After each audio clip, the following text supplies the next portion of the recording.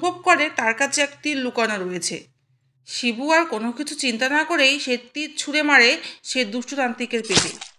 সে তান্ত্রিক সেখানেই মারা যায়। রাজু ও দীপার একমাত্র ছেলে শিবু, কিন্তু শিবু ভীষণ ডানপিটে। সে কোনোভাবেই পড়াশোনার কথা শুনতে চায় না। তার এক অদ্ভুত শখ, সেটা হলো পাখি ধরা। সে সারাদিন জঙ্গলে ঘুরে ঘুরে পাখি ধরে বেড়ায়। শিবু, হ্যাঁ শিবু, তাড়াতাড়ি গায়ে, কোথায় ঘুরে ঘুরে বেড়াচ্ছিস? কি হলো বাবা, এবার ডাকছো কেন তুমি আমাকে? ডাকছি কেন? তুই আজও স্কুল যাসনি কেন? আর তোমাকে তো বলেছি আমাকে স্কুল যেতে ভালো লাগে না, আমি যাব না স্কুলে। স্কুলে আপনি তো কী করবি? বাবা তুমি দেখো, আমি অনেক বড় শিকারি হব। শিকারি? শিকারি হয়ে কি হবে? শিকারি হয়ে কি পেট ভরবে? আপনাকে শিকারি বলে না, তা চোরা শিকারি। বড় হয়ে গেলে পুলিশ আর ছাড়বে না, সারা জীবন জেলে পচে মরতে হবে। তুমি যাও না বাবা, আমাদের গ্রামে তো বড় লোক রয়েছে, সবাই এবার চোরা শিকারি করেই বড় হয়েছে। বাবা তুমি যে আমাকে বলছো, তুমি নিজে কি করেছো? পড়াশোনা করে তুমি এমন কি বড় হয়ে গেছো?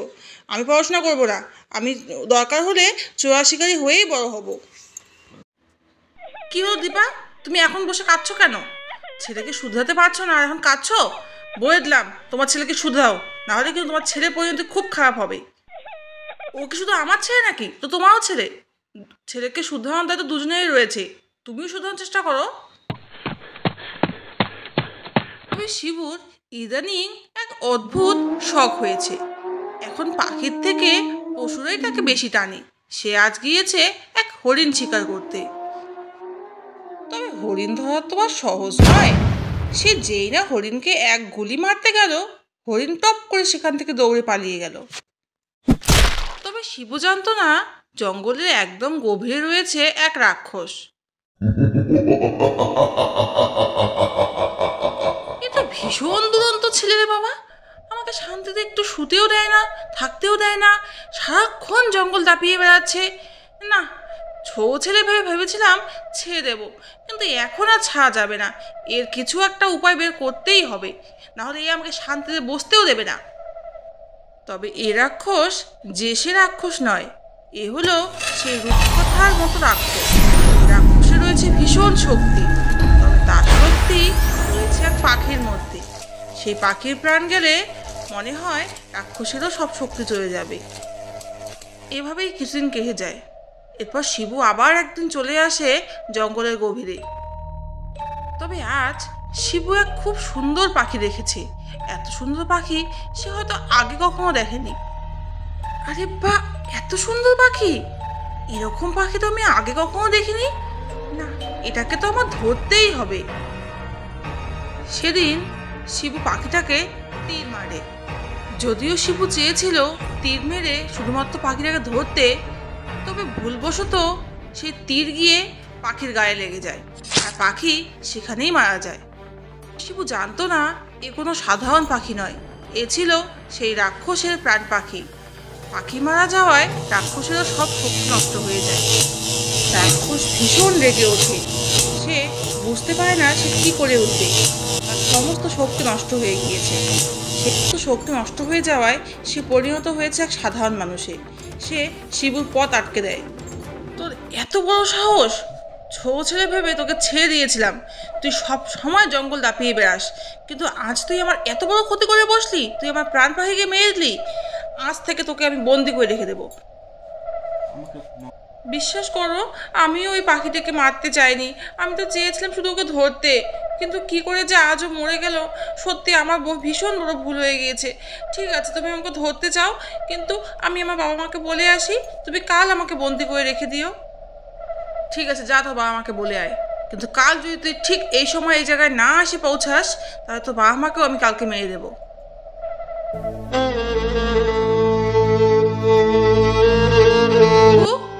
কি হলো, আজ দেরি হলো কেন?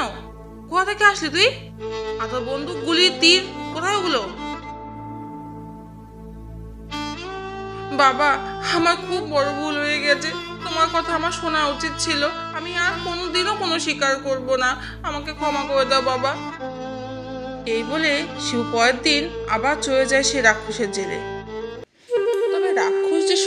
হারিয়েছে সেটা কোনোভাবে পৌঁছে গেছে এক দুষ্ট তান্ত্রিকের কানে। তান্ত্রিক ভাবে এটাই তো তার সুযোগ, এই সুযোগেই সে সেই রাক্ষসকে ধরতে পারবে। তাই সে রাক্ষসকে ধরতে রাক্ষসের গুহায় চলে আসে। এতদিন পর তুই আমার কবলে এসেছিস, আমি জানি তোর সমস্ত শক্তি নষ্ট হয়ে গেছে। এবার আমি তোকে নিজের আয়ত্তে করে নেব। তোকে নিজের আয়ত্তে করলে আমি পুরো বনে রাজত্ব করতে পারবো। এবার তোকে আমার হাত থেকে কেউ বাঁচাতে পারবে না। এই বলে যেই না সেই দুষ্টতান্ত্রিক রাক্ষসকে ধরতে যাবে, ঠিক সেই সময় শিবু অনুভব করে তার কাছে এক তীর লুকানো রয়েছে। শিবু আর কোনো কিছু চিন্তা না করেই সে তীর ছুঁড়ে মারে সে দুষ্টতান্ত্রিকের পেটে। সে তান্ত্রিক সেখানেই মারা যায়।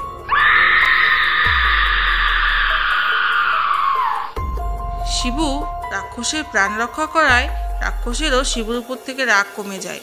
সে তখন শিবুকে চিরদিনের জন্য তার জেল থেকে মুক্ত করে দেয়। এদিকে শিবুকে না পেয়ে শিবুর বাবা মা ভীষণ চিন্তিত। ঠিক সেই সময় শিবু ভয়ে ঢুকে তার বাবা মাকে সব কথা খুলে বলে। শিবু সব কথা শুনে শিবুর বাবা সে রাক্ষসের সঙ্গে দেখা করবে বলে ঠিক করে। সে শিবুর সাথে চলে যায় সে রাক্ষসের সঙ্গে দেখা করতে। রাক্ষসের সঙ্গে দেখা করে শিবুর বাবা রাক্ষসকে অসংখ্য ধন্যবাদ দেয় আর বলে যেহেতু রাক্ষস তার সমস্ত শক্তি হারিয়েছে, তাই যদি তার কোনো দরকার হয় সেজন্য শিবু ও শিবুর বাবাকে জানায়। আর শিবুর বাবা এটাও বলে রাক্ষস যদি চায় সে তবে শিবুদের সঙ্গে থাকতে পারে। এরপর থেকে রাক্ষস শিবুদের পরিবারের সঙ্গেই সবসময় থেকে যায়।